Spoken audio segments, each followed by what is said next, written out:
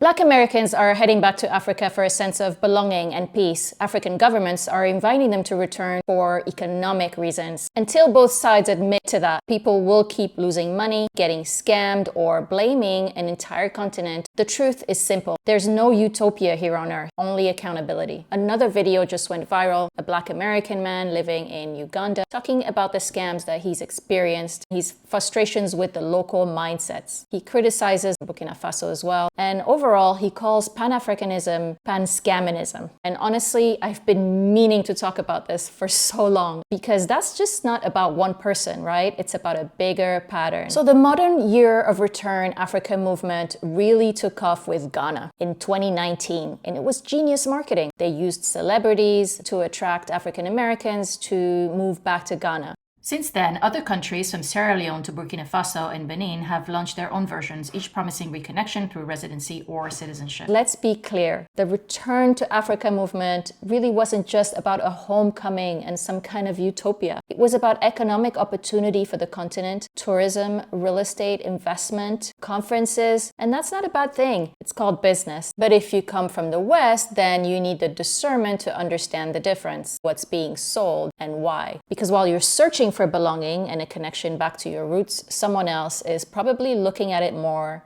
as spending power. People arrive on the continent wide-eyed, full of hope, ready to reconnect, and then they hit walls. Bureaucracy, inefficiency, double standards, scams. And here's the thing, when you've been burned, it's easy to blame every single country with one broad brush. But that's exactly what we don't want to do and what we fight against, even in the United States when it comes to African Americans. We don't want everyone to be stereotyped. Africa isn't a single place. It's 54 countries, 54 systems, histories, currencies, culture, heritage, legal frameworks. Every single country is different, and what happens in Kenya isn't the same as what happens in Ghana or how it goes down in Rwanda. So we can say there are patterns, for sure, problematic patterns that have a root in history, but there are also a lot of Africans doing really honest, good work. They're builders, they're innovators, they're honest partners. And the skill really is in knowing the difference and knowing who you're associating with. Anywhere that you go, there's just no such thing as the perfect place. Now, don't get me wrong, I completely understand the frustration. I was born in Ethiopia, I grew up in Ivory Coast. Two different states of mind. I completely understand the feeling of being abused, that you're American, that you're assumed to have money, the classism, the elitism, the small circles, the intolerance for criticism as well, which often comes from living in really small, tight societies on the African continent where relationships really hold serious weight. A lot of the diaspora definitely carry legitimate trauma, generations of displacement, racism in America and beyond in the West, economic marginalization that creates a hunger for belonging that's really deep.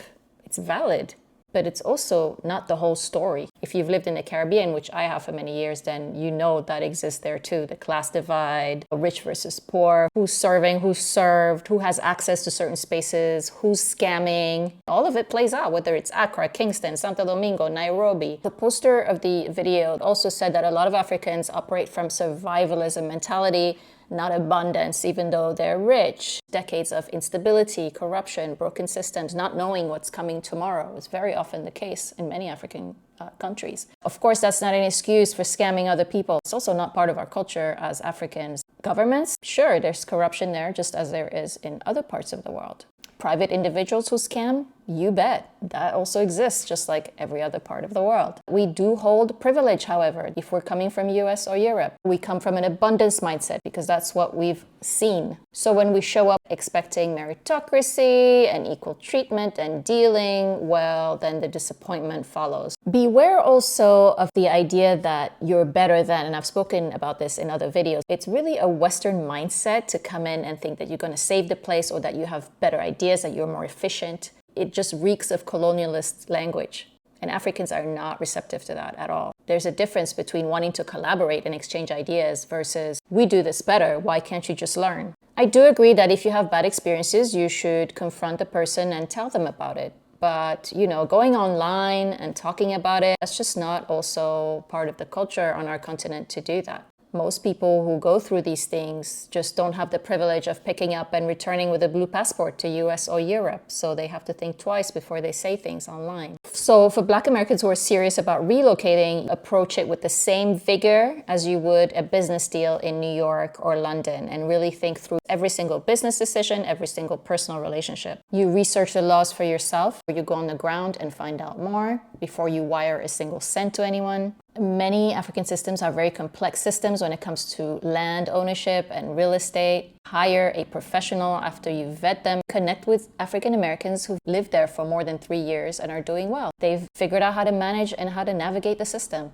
Middlemen are required a lot of the time. It could be that it's just how things get done faster. Of course, you have to make sure that you're hiring the right person and that it's legit, because there are a lot of people out there promising services and you're not really sure what their references are. If a business person is more than 2 hours late and they give you an explanation, keep it moving. You absolutely have no obligation to keep working with that person. And again, make sure you're not giving them all of the money before you even know what's happened or what they've done. And just as importantly, understand your own expectations. Are you moving for profit?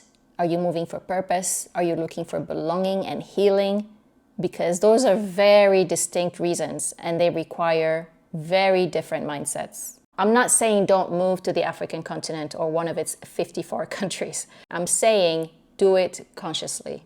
Stop expecting a perfect welcome just because you have ancestry. Stop generalizing because one experience went south or two. Take accountability for your decisions.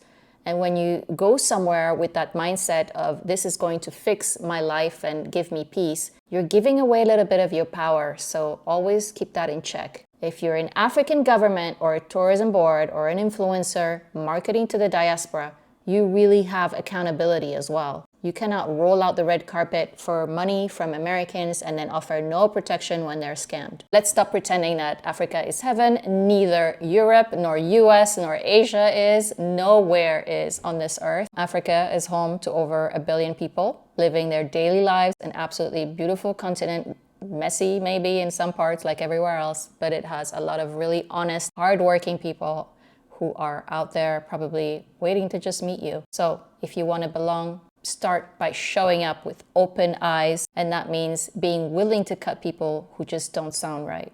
Make sure you're seeing clearly, not just what you want to see or what you want to feel. See the opportunities, see the obstacles, and the opportunists. Personally, I would love to go back to Ethiopia if I could, but it's going through a lot of trouble right now. You can check out the video I did on that. Not all of us also hide the truth about our countries. Many of us speak up because we want a better future for our native lands. It's absolutely worth going to the African continent, engaging with one of its 54 countries where it's stable at least. See the African continent for what it really is. Complex, full of potential, but only if you come prepared mentally, stay alert, and demand the same respect that you're giving. And own up to your privilege too, because that's a fact. There's just no utopia, only responsibility. Thanks for watching, and I'll see you on the next video.